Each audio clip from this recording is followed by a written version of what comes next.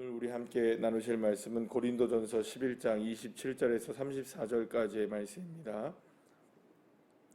고린도전서 11장 27절부터 34절까지의 말씀, 우리 다 같이 함께 합독하시겠습니다. 그러므로 누구든지 주의 떡이나 잔을 합당하지 않게 먹고 마시는 자는 주의 몸과 피에 대하여 죄를 짓는 것이니라. 사람이 자기를 살피고 그 후에야 이 떡을 먹고 이 잔을 마실지니 주의 몸을 분별하지 못하고 먹고 마시는 자는 자기의 죄를 먹고 마시는 것이니라. 그러므로 너희 중에 약한 자와 병든 자가 많고 잠잔 자도 적지 아니하니 우리가 우리를 살폈으면 판단을 받지 아니하려니와 우리가 판단을 받는 것은 주께 징계를 받는 것이니 이는 우리로 세상과 함께 정죄함을 받지 않게 하려 하심이라. 그런즉 내 형제들아 먹으러 모일 때에 서로 기다리라. 만일 누구든지 시장하거든 집에서 먹을지니 이는 너희의 모임이 판단받는 모임이 되지 않게 하려 함이라. 그 밖의 일들은 내가 언제든지 갈 때에 바로 잡으리라. 아멘. 할렐루야. 그리스도인들의 모든 신앙 행위는 그 자체가 다 은혜로 이루어지는 것이라고 말할 수가 있습니다. 주님을 섬기는 것, 주님을 바라보는 것, 그 다음에 우리가 오늘 이 새벽에 예배를 드리고 있는 것처럼 이 예배를 드린 것도 하나님의 은혜가 아니면 우리가 예배를 드릴 수가 없는 것이죠. 또 그뿐만이 아닙니다. 더불어서 우리가 전도를 한다든지, 선교를 한다든지, 그 다음에 교제를 나눈다든지, 또 혹은 우리가 봉사를 하고 섬기든지 헌신을 하든지 어떤 것을 하든지 그 그리스도인들에게 이루어지는 신앙적인 행위는 다 그 출발점이 다 무엇으로부터 시작되는 걸까요? 하나님의 은혜 때문에 다 가능한 것이라는 것입니다. 그래서 그리스도인들의 삶 자체가 다 무엇이냐 이렇게 얘기하면 우리가 하나님의 은혜 때문에 그렇습니다. 예배를 드리는 것 모든 것들이 다 하나님의 은혜로 인하여서 이루어지는 것을 신앙 행위라고 이야기하고 우리가 신앙의 삶, 신앙이라고도 얘기하고 우리 믿음이라고도 얘기를 하겠죠. 이렇게 성도들의 모든 것은 다 하나님의 은혜로 시작되고 다 이루어지게 되고 마무리도 다 누구의 은혜인가요? 하나님의 은혜입니다. 우리가 시작할 때도 이거 하나님의 은혜로 시작하는 겁니다. 지금도 하나님의 은혜가 있습니다. 마무리 질 때도 항상 하나님의 은혜였습니다. 이렇게 우리가 하잖아요. 모든 것들이 다 처음부터 마지막까지 다 하나님의 은혜라고 우리가 말할 수가 있습니다. 자, 그런데 그렇게 되면 여러분 우리의 신앙의 행위들 모든 우리의 그 신앙적인 삶의 모든 것들은 다 뭐만 남아야 될까요? 우리의 입술과 우리의 삶을 통해서 다 뭐만 남아야 될까요? 하나님의 은혜만 남는 거죠. 왜냐하면 우리가 시작도 하나님의 은혜이고 모든 과정도 하나님의 은혜이고 뭘 하든지 마무리도 다 하나님의 은혜예요. 그러니까 전도를 해도 다 하나님의 은혜로 한 것이니까 다 뭐만 남으면 됩니까? 뭐든지 우리에게는 하나님의 은혜만 남을 수 있는 것이겠죠. 그러니까 여러분 그런데 이렇게 그리스도인들이 신앙적인 행위를 했는데 하나님의 은혜가 아닌 다른 것들이 남는다면 다른 것들이 남게 되고 다른 것들이 존재하게 된다면 그거는 우리가 분명하게 한 번쯤 그 생각을 해봐야 되는 부분이 있는 거예요. 예를 들어서 어떤 부분에 섬김이 있었고 봉사가 있었고 헌신이 있었고 예배가 있었고 막 이러는데 거기에 어떤 사람의 이름이 나오고 또 은혜가 아닌 다툼이 있다거나 혹은 서로를 시기하고 질투하는 일들이 벌어졌거나 혹은 그런 부분에서 하나님의 은혜만 남아 있어야 되는데 싸움이 일어났거나 이런 식으로 된다면은 그 행위는 그러면 과연 우리가 생각할 때 그 신앙적인 행위 여기에는 방금 말씀드린 대로 모든 것들이 다 포함되겠죠. 예배를 드렸는데 다툼이 일어났어요. 예를 들어서 그리고 전도를 했는데 예를 들어서 거기에 사람의 이름이 드러났어요. 이런 식으로 된다면 이거는 하나님의 은혜가 드러나야 되는 순간인데 하나님의 은혜가 드러나지 않았다면 그 예배든지 전도든지 어떤 섬김이든지 어떤 봉사든지 어떤 무엇이든지 그것은 문제가 분명히 있는 것일까요? 없는 것일까요? 분명히 문제가 존재하는 거예요. 그렇게 되면 안 되는 거예요. 예를 들어서 굳이 우리가 예를 들지 않는다 할지라도 요즘에 일어나고 있는 일들이 있잖아요. 우리가 요즘에 이제 이거 참 다행스러운 거는 중공업의 그 2천 명이 넘는 사람들을 했는데 거의 2천 명의 사람들을 했는데 한 명도 확진자가 안 나왔다는 건 좀 기적인 것 같아요. 제가 볼 때. 네, 그죠? 놀라운 기적인 것 같아요. 그래서 참 감사한 것 같은데 자 근데 이제 보세요. 여러분 이게 밀접으로 접촉하는 많은 사람들이 있는 이런 회사 같은 데에도 2천 명이 넘도록 이렇게 했는데도 한 명도 확진자가 안 나왔다. 근데 그 뭐 어떤 예를 들어서 뭐 이렇게 그 이번에 뭐 문제가 되었던 집회를 했다. 뭐 이렇게 했는데 거기서 그렇게 많이 뭐 문제가 되어지고 여러 가지로 우리를 어렵게 만드는 이 코로나 시대에 가장 어렵게 만드는 이 팬데믹을 진짜 팬데믹으로 만들어 버리는 그런 일들이 벌어졌을 때 그 일들은 다 사람들은 무엇을 위해서 한다고 했을까요? 다 본인들은 다 하나님의 영광을 위해서 한다고 했을 거 아니에요. 그렇잖아요. 그러니까 그게 옳고 그르고 뭐 이게 뭐 또 맨날 제가 말씀드리는 거지만 이게 무슨 뭐 진보가 아니고 뭐 보수고 이것에 대한 문제가 아니라 우리가 신앙적인 차원에서만 보자는 거예요. 신앙적인 차원에서만. 그게 그러면 하나님의 영광을 위해서 하고 하나님의 은혜 때문에 했던 것이었으면 진짜 뭐만 남아야 됩니까?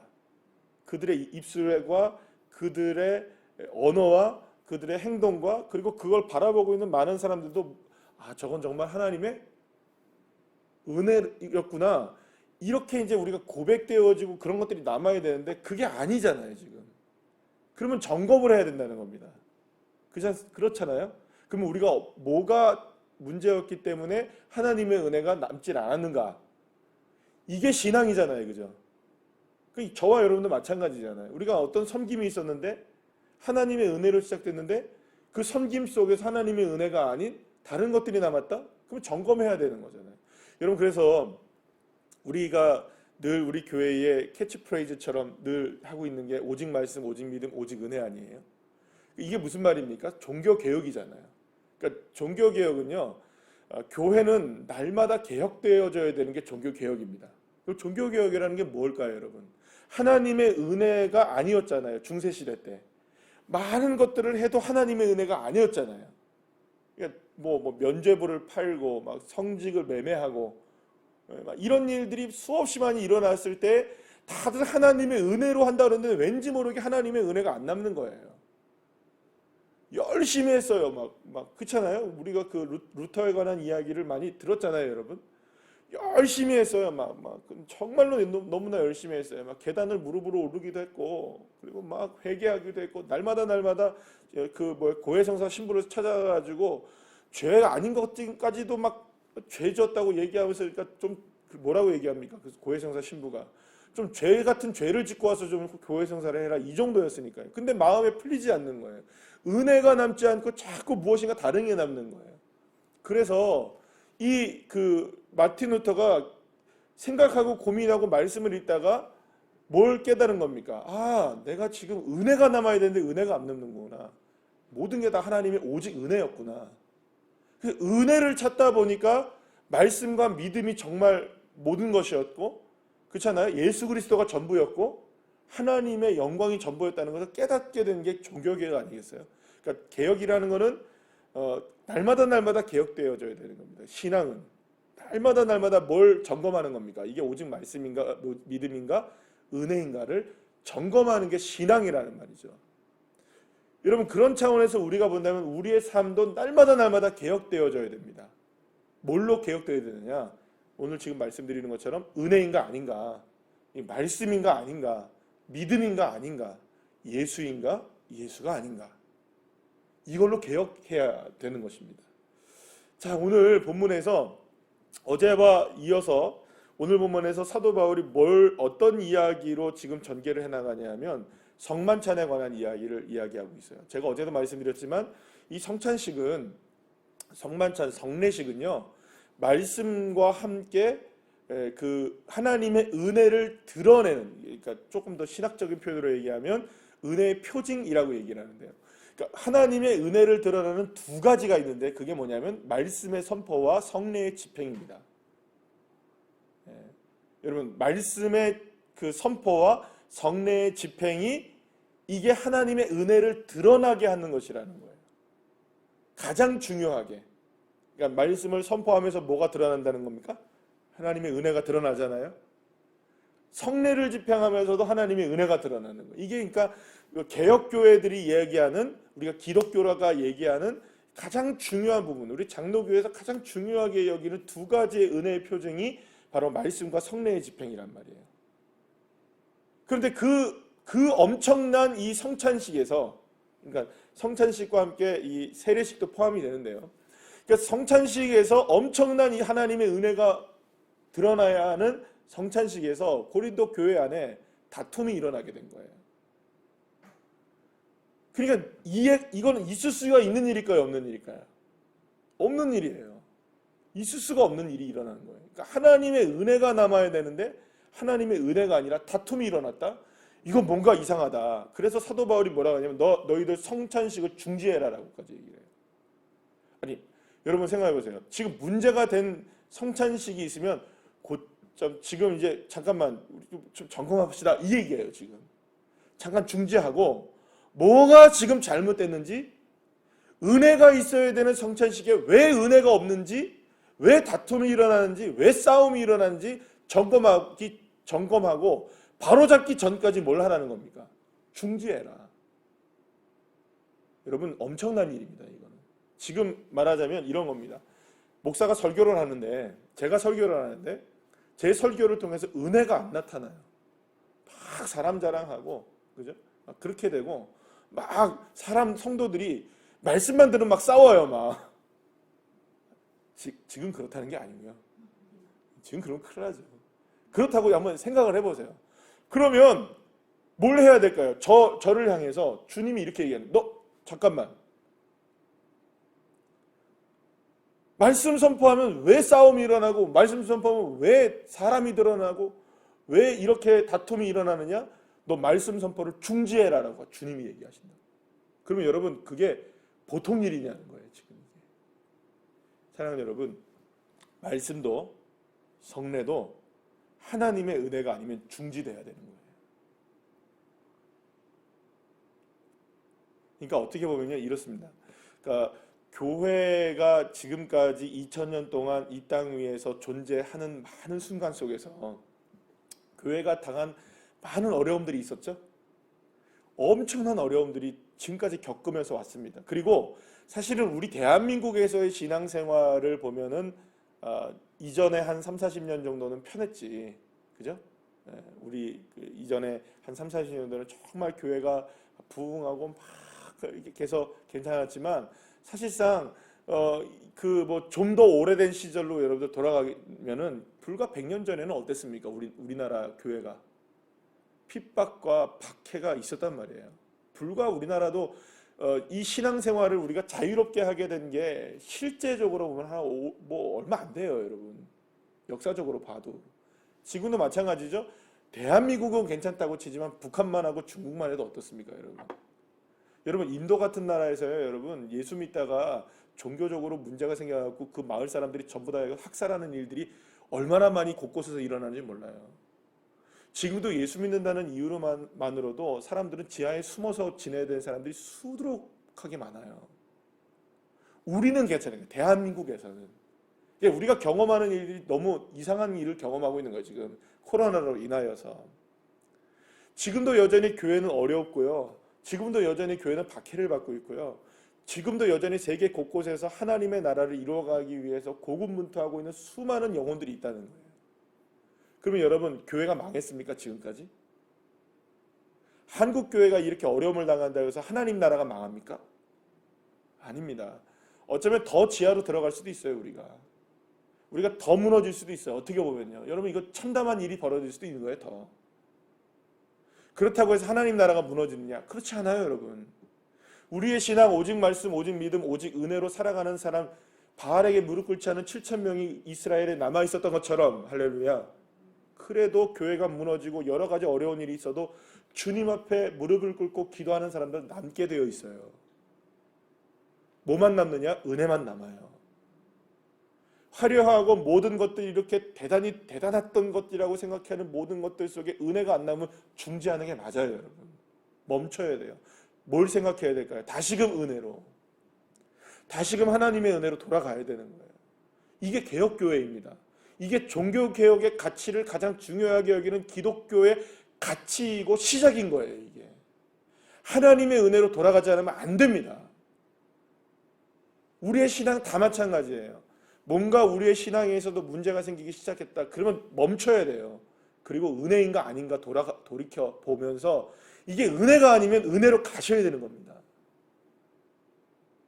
그러니까 오늘 본문에서 사도 바울은 성찬식을 하는데 문제가 생기는 이유 중에 하나가 알아보니까 그런 거였어요.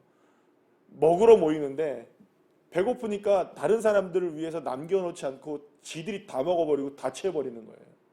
그 나중에 오는 사람들, 일 마치고 오는 사람들, 그러니까 마지막에 일 마치고 오는 사람들이라면 어떤 사람들일까요? 제일 힘겹게 살아가는 사람들 아니겠어요? 그러니까 정시, 요즘에 뭐 여러분들 그렇잖아요. 정시에 퇴근한다. 6시에 딱 퇴근한다. 그거 말로 6시에 퇴근이지 여러분 그게 쉽나요? 어렵나요? 예, 대기업이나 다니고 좋은 직장이나 다녀야 6시에 칼퇴근 딱 하지. 기다렸다가 퇴근하잖아요. 우리 보면 중공업이나 이런 데 보면 오토바이 딱 선에 서 있잖아요. 6시 딱 되면 5시 반. 요즘에 5시 반이던데. 딱 서 있잖아요. 그리고 5시 반 딱 되면 어떻습니까? 우웅 나오잖아요. 그죠? 예, 그렇게 하시는 분들 말고 정말로 여러분들 힘겹게 어렵게 마지막까지 이렇게 일하시는 분들은 그런 거 지키지 못하잖아요. 여러분. 그러니까 똑같아요.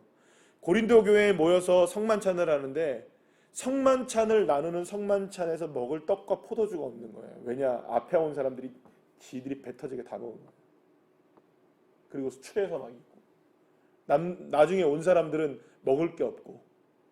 그러니까 은혜가 남아야 될 성만찬에 은혜가 아니라 시기와 질투가 있고 다툼이 있게 되고 원망이 있고 아이고 내가 없어서 그러나 여러분 그 자괴감이 드는 거예요. 자괴감이. 성찬식에 와서.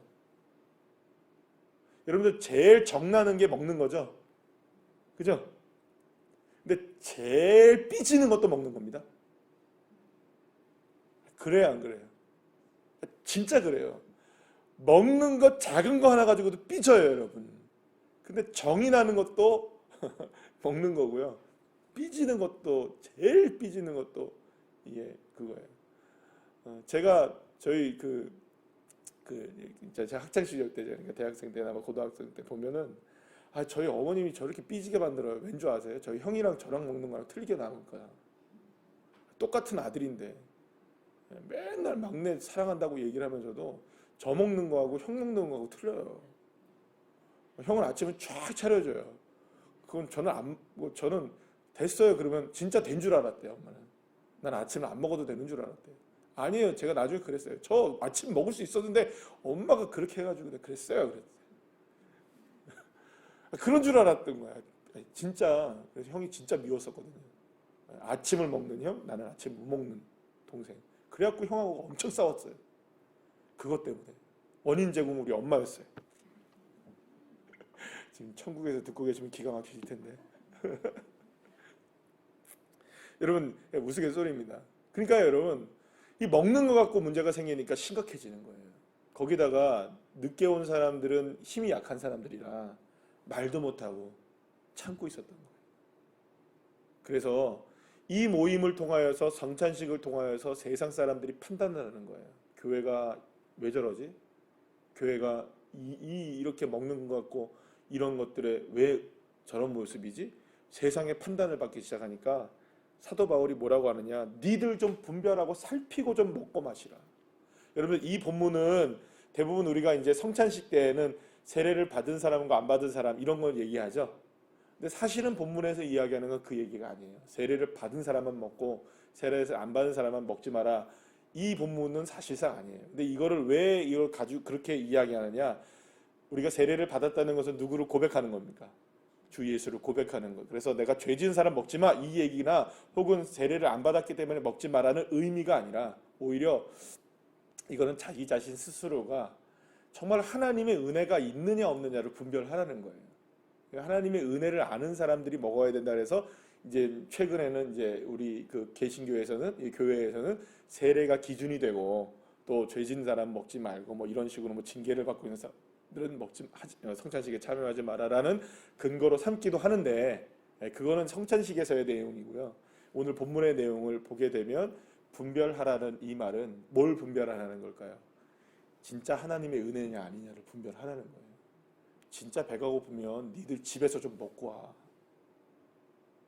그래서 시장 가걸랑 먼저 좀 먹고 오고 다른 사람을 위해서 좀 남겨놔야지. 이게 하나님의 은혜가 될 수 있도록 해야지. 왜 하나님의 은혜가 있는 곳에 하나님의 은혜가 아닌 이런 일들이 있느냐. 사랑하는 여러분, 그래서 오늘 33절의 말씀에 보면 그런즉, 마지막이죠, 그죠? 그런즉 정리하잖아요. 내 형제들아 먹으러 모일 때에 서로 어떻게 하라고요? 기다리라, 이렇게 기다리라. 그럼 기다리라는 것은 무엇 때문에 기다리라는 겁니까? 은혜를 위하여 기다리라는 겁니다. 참으라는 거예요. 배려하라는 거예요. 그러니까 하나님의 은혜가 진짜 넘치기 위해 배려하고 섬기고 존중하고 그러기 위하여 뭘 하라는 겁니까? 기다려달라. 배고프면 먼저 좀 먹고 오고. 그래서 분별하라는 거예요. 왜냐하면 무엇만 남아야 되기 때문에. 우리의 신앙의 모든 행위들은 다 은혜만 남아야 되기 때문에 은혜로 돌이키기 위해서라도 조금만 더 참고, 조금만 더 기다리고, 조금만 더 배려하고, 조금만 더 섬기고. 그래서 여러분, 기다림은요, 어떻게 보면 기다린다는 말은 썩 유쾌한 말은 아닙니다. 그죠? 여러분, 기다린다는 게 유쾌합니까? 아니면 조금 마음을 불편하게 만듭니까? 사실은 기다린다는 게, 예를 들어서 뭐 이렇게 기다린다는 게 뭐 우리의 마음을 들뜨게 만들 수도 있지만, 그 들뜨게 만드는 것도 사실은 우리를 유쾌하지 않아요. 그죠? 그냥 딱 주어졌으면 좋지. 그죠? 기다리는 시간 동안 얼마나 우리의 사람들 애간장을 놓게 만들어요. 그러니까 기다린다는 건 썩 유쾌한 것 같지는 않아요. 그런데 그 기다림이 미덕일 수 있어야 된다는 거예요. 그 기다림이 즐거울 수 있어야 된다는 거예요. 왜냐하면 이유는 딱 하나입니다. 우리가 기다릴 수 있고 배려할 수 있고 우리가 섬길 수 있고 사랑할 수 있고 우리가 모든 것들을 통해서 다 우리가 참을 수 있는 이유가 딱 하나가 모여야 하냐면 여러분, 하나님의 은혜 때문입니다.